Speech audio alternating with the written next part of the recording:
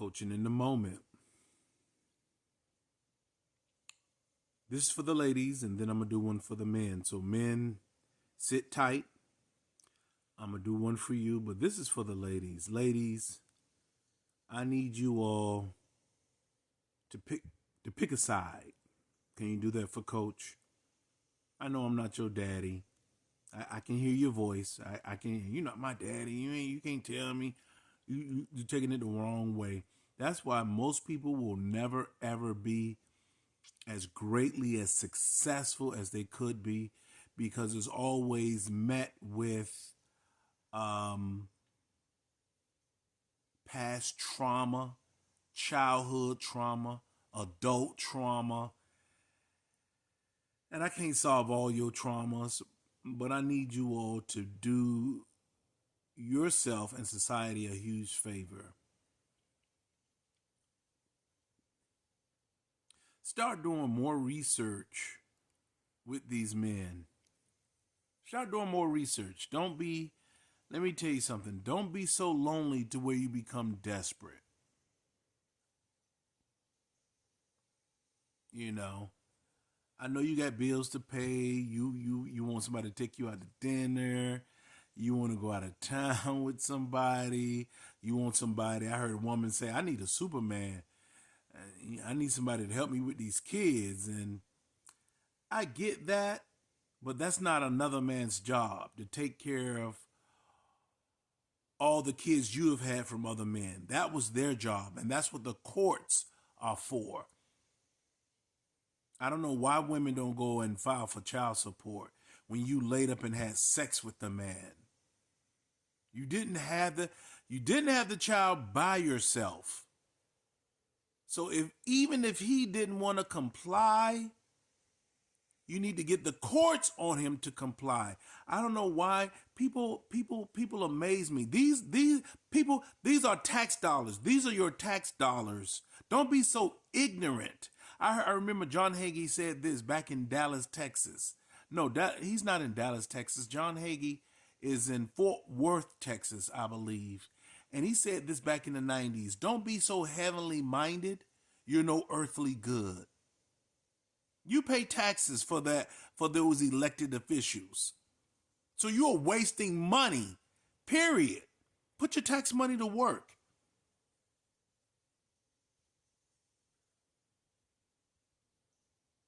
You let the kid decide. One day when the kid becomes an adult and they want to go look for their dad, you let them go do that, and then you let them draw their own conclusion. Because the truth of the matter is, we've all been a different person with other people. So while one person thinks we're king, another person thinks we ain't shit. Why?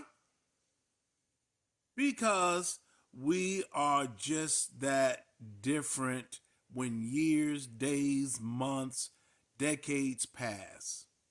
We're different. Nevertheless, it seems like I'm going somewhere.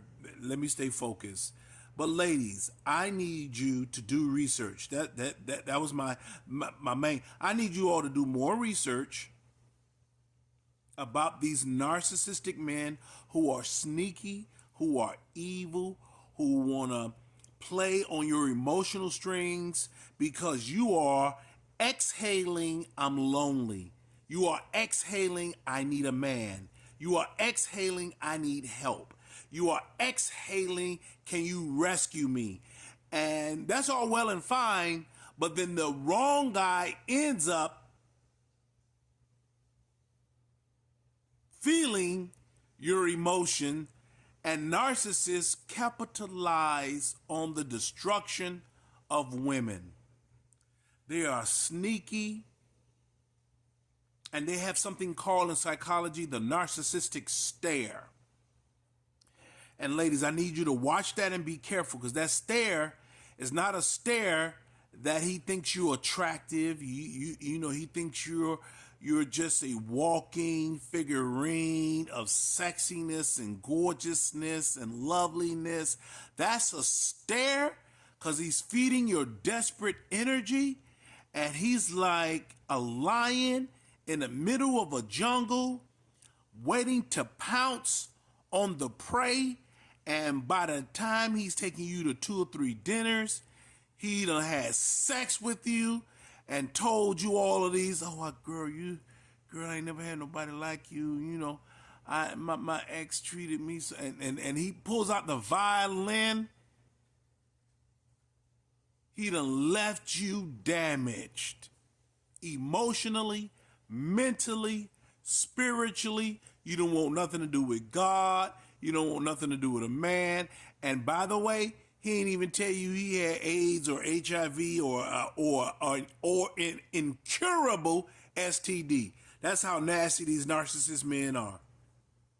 You need to do more research, ladies. All right? Coach, the number one needs you to do more research. Before you pull off your panties, you need to ask yourself this simple question. Would I die for this man?